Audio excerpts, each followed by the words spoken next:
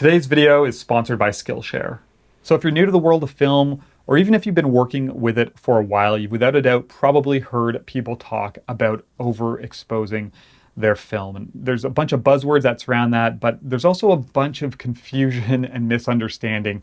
And I have people kind of reach out to me often just asking about things like ISO settings and pushing and pulling, and if they should let the lab know that they've overexposed. So I want to make this video today just to kind of help clear things up and also talk about why you may or may not want to overexpose your film photos.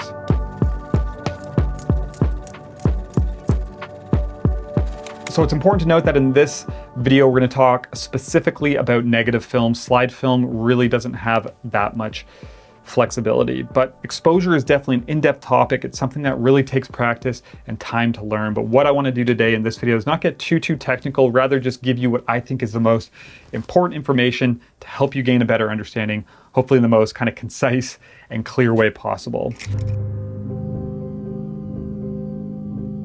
So I think one of the most important things and where we'll start is just to really understand what's happening to your film when you're exposing it. And I have 3 examples here. These are all from a film exposure test video that I did. This is Lomography's color negative 400, and one of them is the normal exposure, and then we have a 3 stops under and a 3 stop over negative as well. So the more light that a piece of film receives, the denser or the darker it becomes. And when we look at the normal exposure, you can see that the brighter areas in the image, like the sky, are quite a bit more dense than the shadow areas, which don't have as much light. So in saying that, if you set your camera up for that exact same scene and you just opened the shutter and left it open for 5 minutes, the film would receive so much light that the entire frame itself would just be completely dark or way overexposed. And if we look at this negative here, this is, I think, 6 stops over, and you can see that it's starting to become very dense all over, both in the shadows and also in the sky itself. And in saying that, if we took that exact same frame and say we didn't even open the shutter at all, and then you went and you developed your film, the film itself would just look like the film borders down here. They'd be transparent, there would be nothing there. The entire frame would be completely transparent. So let's look at the underexposed negative, and this is one where certain areas of the film didn't receive enough light. That's mainly the shadow areas. And as you can see, the sky still has good density because it was quite bright, but the shadowed areas on the negative are quite thin. You can see that there's really not much recorded there. So looking at this 3-stop underexposed image on the computer here, you can see that the sky still looks really nice. Same with the midtones, they're still looking pretty good, but as you get into the shadowed areas down here, you'll notice that they're becoming very flat and very grainy. So those shadow areas, the film didn't receive enough light in those areas, and they're starting to look really kind of bad in my opinion. So that's why you'll often hear people talk about wanting to avoid underexposure with negative film, because basically if you don't record anything there, if there's nothing for your scanner to work with, then those areas are just going to show up very flat and very grainy. So if we jump to the overexposed negative now, you can see that there's some good density in the shadows, but the sky and the brighter areas have become even darker or more dense, which in some cases is fine, but it really is just going to all depend on your film and your scanning method. So when we look at the 3-stop overscan, you can see now the shadow areas look really good. That kind of graininess is obviously gone. There's a lot of information there.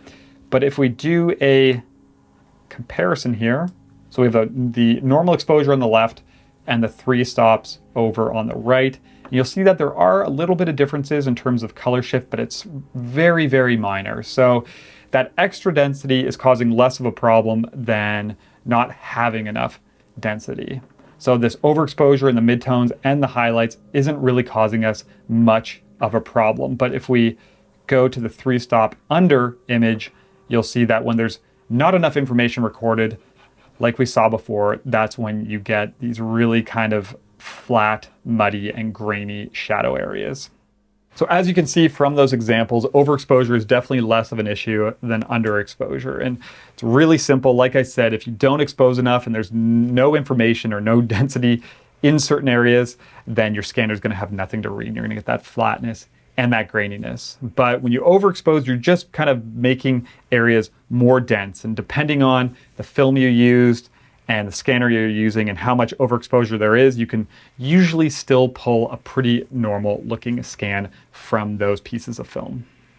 So that brings us back to kind of the conversation of overexposing your film and if you should or not. And for me, after doing all of these tests, I know that the film stocks that I enjoy using can handle a decent amount of overexposure without any kind of major color or contrast shifts. And like we saw with that Lomo 400, even at 3 stops over, there wasn't a huge kind of drastic difference. And that's not to say that I would go ahead and overexpose by 3 stops, but I know that the film stocks I like using can handle 1 stop of overexposure with pretty much no change in look whatsoever. So when I'm shooting, I'm always overexposing by, say, at least half a stop to a stop, just so I can make sure I have enough information or density in those darker areas or shadow areas so I'm not running into graininess and that flatness when I'm scanning. But on the flip side, let's say the film stock I liked using started to shift and look different at even 1 stop of overexposure, then I would just expose normally and how is recommended. But what I'd recommend doing is take the films that you like using and run some of these tests with your own workflow, developing and scanning however you do it, just to get a feel for what the results are like, and then you can kind of come up with your own decisions and make your own conclusions from there. So that leads us to decisions that you need to make while metering and exposing. So I want to touch on this briefly just because I think people often get confused when they hear terms like rating your film at a different speed. But really, if you just ignore that for a second, if you wanted to overexpose your film, it's as simple as just changing your shutter speed or your aperture to let in 1 more stop of light. But what people will often do, especially if you have a camera that has an auto exposure mode, is they will change the ISO setting on their camera to tell the light meter in the camera that they have a different speed of film loaded than they actually do. So if you wanted to overexpose by a stop and you put in, say, ISO 400 film, you could set your meter to ISO 200, and that way any reading it gives you or any exposure it makes is going to be 1 stop overexposed because ISO 200 film needs 1 more stop of light compared to ISO 400. And this might seem so kind of straightforward, but I think what people often forget, especially when they're coming over to film from digital, is that with a digital camera, when you change your ISO setting, you're actually changing the sensitivity of the sensor, and it's going to make your images brighter or darker. But when you change the ISO setting on your film camera, the only thing you're changing is what you're telling the camera's light meter. So you're telling it, I have ISO 400 film loaded, give me an exposure for this film. And that brings us to the last category, which is developing and scanning. By far, one of the questions that I get asked the most is, do I need to tell the lab that I overexpose my film? And for what we're talking about here today, the answer is no. Basically, to the lab, doesn't matter how you expose, they're just going to develop your film as it is at the recommended ISO, and those differences in exposure are going to show up as density changes in your negatives, like we already looked at. And it's really important not to think about this the same way as digital. So with digital, if you overexpose by 4 stops, your image is going to be super bright, or if you underexpose, say by 4 stops, your image is going to be super dark. But it's not the same with film. We're just recording different amounts of density on a piece of film, and that's going to show up in the scans, not as changes in actual brightness, but it's going to show up as, say, color and contrast shifts for overexposure or muddiness and graininess for underexposure. So up next, we're going to talk about and clear up a couple cliches that you often hear. But before we do that, I want to take a minute to talk about today's sponsor, Skillshare, which is an online community for creative people that I've personally been a part of as both a student and a teacher for a couple of years now. I've used Skillshare in the past for learning about both photography and filmmaking, and I've always enjoyed the community of fellow creatives there, and also the encouragement and inspiration that comes with that. For us photographers, they have a ton of different courses, both creative and technical, like this street and documentary photography course taught by Andre Wagner. And this style of photography is completely new to me, and I found the course really insightful and inspiring, and something I may dabble with a little bit in the future. When it comes to film photography, I actually have a course that's been on Skillshare for about a year now. It's for people who are new to film, and it's all about learning how to shoot your first roll of 35mm.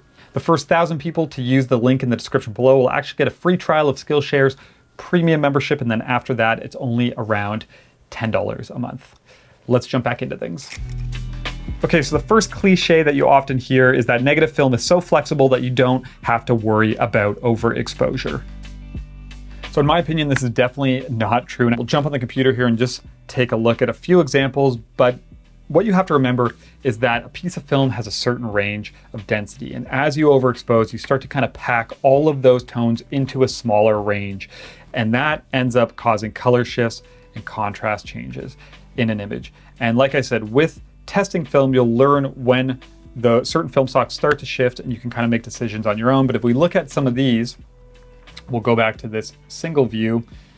For instance, if we look at this normal version of Lomo 400, and then we pull up the comparison and we put one stop over beside it, you can see that there's virtually no difference between the two. Even at, say, 2 stops, it's still very, very close. And if we do the same thing, if we take this normal exposure of Portrait 400 and we put a 2 stop over beside it, or we even go back to 1 stop over, you'll see that the differences are very, very minimal. But once we get up to, say, this would be 5 stops over, you can see there's a big change in the look. So the color has shifted in the sky, in the highlights, the image is starting to look kind of really strange. We'll do the same thing here with Ectar. So we'll go normal Ectar, and then we'll go +5. You can see that there's quite a few changes here, especially in like the color cast down here in the midtones and the blues. Things are starting to look weird. But if we compare that to, say, the 1 stop over, again, that's 2 stops over. If we go back and we go 1 stop, very little change between the two, even at 2, even at 3. So things do start to change all depending on the film that you're using. And that's why for me, I mainly shoot my color work with Portrait 400, but I know that at 1 stop over, there's virtually no difference in how the image looks. There's none of that contrast or color shifting. And that's why I feel comfortable shooting at 1 stop over. The second thing is overexposing for the light and airy look. This is something that you probably hear quite often, especially when it comes to like Fuji 400H and Portrait. And people will often say, are you overexposing for that light and airy look? But that look is mainly coming from how the image was scanned, not from how it was exposed. And exposure will affect it a little bit, but it mainly affects your ability to scan it and get that look. But again, let's look at a couple examples. I have some film here that was shot a couple stops overexposed, and I think you'll be very surprised to see how the scans look from a lab. So these are unedited film scans, and these were back when I first started using a lab, and I actually sent them film and got them to do scans on both a Noritsu and a Frontier with different settings, just so I could get a feel for what I like best. But what's interesting is this is actually, I believe, 2 stop overexposed Portrait 400, and it definitely does not look light and airy. It looks really dark and kind of contrasty. And you can see there's just a bunch of kind of random images in this folder that I pulled in. But I just wanted to show this example because I think people get confused quite often with this whole overexposure, light and airy type thing. And I just want to kind of stress the importance of when we're using a digital workflow while shooting film and we're scanning it, bringing it onto the computer, how you're scanning it, who's scanning it, what type of scanner is being used matters so much, and it will really affect how your images look. And yes, you do need to make sure that you have enough density in the shadows so that when you're lifting them up to get that look, you're not just seeing a bunch of kind of grain and noise or flatness, but it's really not as simple as just saying overexpose your film by a couple of stops. It really comes down to how it was scanned and how it was edited afterwards. So I hope that this video has helped kind of clear things up a little bit. And like you've seen, yes, negative film is super flexible, but the goal definitely should not be to be sloppy and lazy in your approach. It should be to kind of use that flexibility to your advantage in the best way possible. And how you do that is really going to come down to personal preference. If you want to shoot 6 stops over and have some crazy color shift, crazy contrast look, then absolutely go ahead and do that. But it all comes down to just testing and finding out what works best for you. And like I said, try to keep this as concise and clear as possible. If you have any questions, leave them down below. I'll try my best to answer any of them that I can. But as always, just want to say thank you for watching, for all the comments, the support, all that kind of stuff. And we'll talk to you soon.